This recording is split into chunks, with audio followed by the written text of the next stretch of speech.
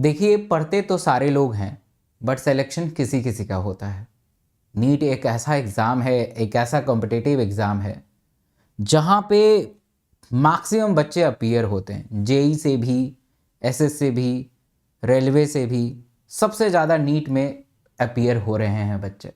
ऐसा अनुमान लगाया जा रहा है कि आने वाले समय में 20 लाख से भी ज़्यादा बच्चे अपीयर होंगे।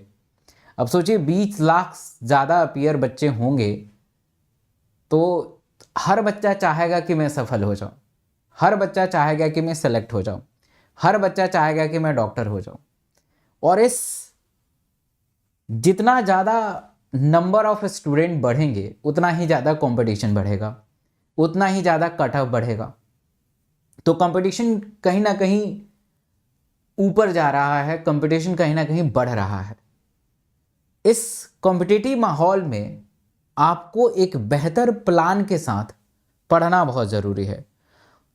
मैं आज इस वीडियो के माध्यम से ये बताने जा रहा हूं कि अगर आप इन तरीकों का इस्तेमाल करेंगे तो आपका सिलेक्शन 101% हो जाएगा। क्योंकि पूरा 10-12 साल का तजुर्बा इन छोटे से वीडियो में बताऊंगा, और आप अगर यदि इसको आजमा लेते हैं, अपना लेते हैं, तो आप निश्चित ही सफल हो पाएंगे। पहला टिप्स ये है कि जब भी पढ़ाई करने बैठें तो जो डिस्टर्बिंग चीज़ें हैं, डिस्टर्ब्ड जो करती हैं, डिस्टर्बिंग थिंग्स है, उसको अवॉइड करें, उसको एक मतलब कि छोड़ दें। अब डिस्टर्बिंग थिंग्स क्या हो सकती हैं? अगर आप फ़ोन से पढ़ाई कर रहे हैं तो उस समय व्हाट्सएप के मैसेजेस नहीं देखने हैं, उस समय आप स्नैपचैट के मैसेजेस नहीं देखेंगे, इंस्टाग्राम पर रील नहीं देखेंगे, यूट्यूब पे फालतू वीडियो नहीं देखेंगे। अगर आप किसी बुक से पढ़ रहे हैं, अपने नोट से पढ़ रहे हैं, तो उस समय आप अपने फ़ोन को स्विच ऑफ कर दीजिए।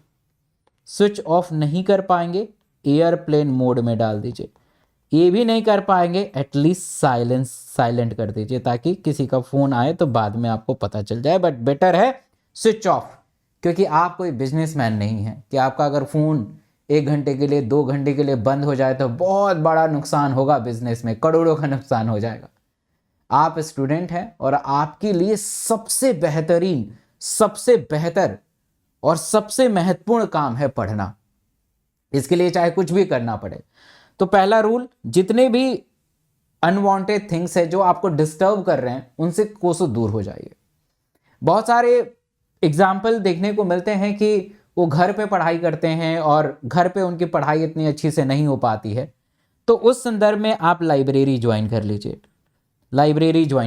This is the best place, क्योंकि आपको एक इन्वायरमेंट मिल जाएगा घर के आसपास। अगर आपको 10 किलोमीटर दूर भी जाना पड़े तो मुझे लगता है कि वो ज़्यादा बेहतर है घर से, क्योंकि घर पे बहुत सारा, अगर आपका घर पे बेहतर माहौल है, एजुकेटेड लोग हैं, सेपरेट रूम है या नहीं भी है, ज़रूरी नहीं कि आपको सेपरेट रूम मिल जाएगा, अगर नहीं भी है बट आपके पेरेंट्स, आपके रिलेटिव बहुत अंडरस्टैंडिंग है, जो बहुत कम चांस है, तो आप घर पे पढ़ाई कर सकते हैं। बट अगर ऐसा नहीं है तो ज़रूर आपको लाइब्रेरी ज्वाइन करना चाहिए। अगर 10 किलोमीटर दूर है, जाने और आने में 1 घंटा 2 घंटा लग भी जा रहा है, तो रेस्ट ऑफ आवर अगर आप 8 घंटा 9 घंटा पढ़ रहे हैं, वो प्रोडक्टिव होगा। इसलिए बेहतर है कि आप लाइब्रेरी ज्वाइन कर लीजिए। अब कंसेप्ट बदल चुका है, अब बच्चे कोटा, दिल्ली प्रेफर नहीं करते हैं, क्योंकि उनको पता है हमारे इंटरनेट की पावर। अब धीरे धीरे और रियलाइजेशन होगा, क्योंकि कोरोना के बाद बहुत सारे बच्चे माइग्रेट हो गए क्योंकि उनको घर पे अच्छा नहीं लगा। अब उनको खुद सेल्फ रियलाइजेशन हो रहा है कि यार कोटा में आके हमने बेकार कर दिया। अल्टीमेटली हमें यूट्यूब और अनअकैडमी और तरह तरह के ऑनलाइन मीडियम से पढ़ाई कर रहे हैं, हम लोग क्वेश्चन प्रैक्टिस कर रहे हैं। कोटा में आप किसी भी इंस्टीट्यूट में चले जाएं, सिर्फ और सिर्फ थ्योरी पढ़ाया जाएगा और क्वेश्चन प्रैक्टिस के नाम पे हर संडे को टेस्ट लिया जाता है, और उसमें भी क्वेश्चन ऐसे लेवल के होते हैं जो नीट से कभी भी मैच नहीं करते हैं। अगर आप मेरे इस बात से एग्री हैं तो मुझे कमेंट करके बताइए कि क्या मैं गलत बोल रहा हूँ या सही बोल रहा हूँ, क्योंकि मैं खुद डॉक्टर बना हुआ हूँ, मुझे पता है इनकी टेंडेंसी क्या होती है। कोई भी बड़ा इंस्टीट्यूट उठा के देख लीजिए, उसमें क्वेश्चन प्रैक्टिस नहीं कराया जाता है।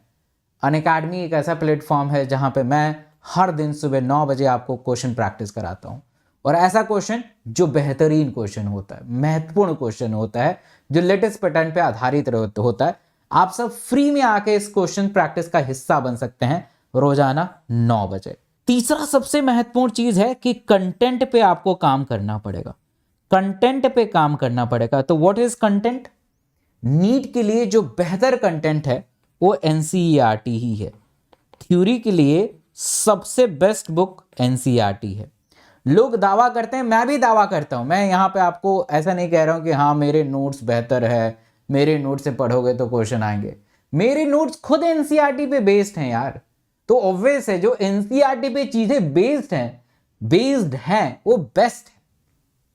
मेरे नोट्स एनसीईआरटी के हर एक लाइन को सिंप्लीफाई करके बताने की कोशिश की गई है। मेरे नोट्स में एनसीईआरटी के हर एक लाइन को जो बहुत ही कॉम्प्लेक्स है, जटिल है, उसे फ्लो चार्ट में बनाने की कोशिश करी गई है। मैंने अपने नोट्स में बाहर के कुछ भी चीज को नहीं डाला है, इसलिए मेरा नोट्स एनसीईआरटी बेस्ड है, इसलिए बेस्ट है। अगर आपके पास ऐसे नोट्स हैं जो सिर्फ और सिर्फ एनसीईआरटी पे बेस्ड हैं, वो आपके पास बेस्ट है। अब यही आपको इसमें ध्यान रखना है कि अपने कंटेंट, थ्योरी कंटेंट को सिर्फ और सिर्फ एनसीईआरटी पे ही फोकस करें। आज के टाइम में जो लोग बड़े बड़े इंस्टीट्यूट में जा रहे हो, खुद मेरे पास मैसेज आ रहा है कि सर इतना ज़्यादा पढ़ाया जा रहा है, इतना ज़्यादा पढ़ाया जा रहा है, ऐसा लग रहा है कि बीएससी, एमएससी और एमबीबीएस में पढ़ रहे हैं। ऐसे पढ़ने का कोई वजूद नहीं है। मुझे भी एमबीबीएस, मैंने भी पास आउट किया है, मैं भी आपको एमबीबीएस पढ़ा सकता हूँ, मैं भी आपको ह्यूमन फिजियोलॉजी के पूरी डिटेल में पढ़ा सकता हूँ। बट मैं अगर अपने नॉलेज को आपको प्रदर्शित करूँ और ये शो करूँ कि मैं डॉक्टर हूँ, मुझे बहुत नॉलेज है, तो ये टीचिंग का एक बेहतर तरीका नहीं हो सकता है। टीचिंग का बेहतर तरीका वही हो सकता है कि मेरे टीचिंग से आपको सफलता मिले। That is a good quality of teaching. मैं अपने आप को शो थोड़े ना करूंगा, मुझे इतना आता है, मुझे सर्जरी आती है, मुझे मेडिसिन आती है, पीडियाट्रिक्स आती है, ये आती है, वो आती है। This is not good art of teaching. तो अपने कंटेंट में कोशिश करें कि अपने कंटेंट को प्योर करें और एनसीईआरटी पे बेस करें, ये बहुत जरूरी है। अगर आप ऐसे नहीं करेंगे, आपसे नहीं हो पाएगा, आपसे नहीं हो पाएगा, राइट। तो इस पे आपको काम करना है। दूसरा, एमसीक्यू प्रैक्टिस करने के लिए एनसीईआरटी बेस्ड एमसीक्यू करें, जो मैं सुबह 9 बजे आप सबको अनअकैडमी के ऊपर पढ़ाता हूं। आप वहां पे आके प्रैक्टिस कर सकते हैं। नेक्स्ट थिंग्स ये है, नेक्स्ट स्टेप ये है, अगर कैसे पढ़ना है, तो जो नॉर्मल ट्रेडिशनल मेथड है कि हम सबसे पहले चैप्टर को पढ़ते हैं, उस चैप्टर को अच्छे से रीड करने के बाद उससे रिलेटेड एमसीक्यू करते हैं, यही एक बेस्ट तरीका है और कोई बेस्ट तरीका नहीं है। एक तरीका बायोलॉजी और केमिस्ट्री में बहुत बखूबी काम करता है, बट फिजिक्स में इसको उल्टा कर दीजिएगा। अगर आप फिजिक्स में सबसे पहले ऐसे करना है, जब रिवीजन के टाइम में आपको उल्टा करना पड़ेगा, एमसीक्यू से चैप्टर को रिवाइज करना पड़ेगा। तो physics is somewhat, it's a reciprocal approach. मतलब पहले तो आपको चैप्टर और फिर एमसीक्यू करना पड़ेगा, जब रिवीजन फेज में आएंगे तो उसे रेसिप्रोकल अप्रोच में अपना सकते हैं। और फिजिक्स में थोड़ा सा डिफरेंट बुक और कुछ चीज़ों को यूज कर सकते हैं, जैसे SL Arora, DC Pandey, SC Verma. मैं हमेशा से इसलिए सजेस्ट नहीं करता हूँ कि it is a quite of JEE oriented, NEET oriented SC Verma नहीं है।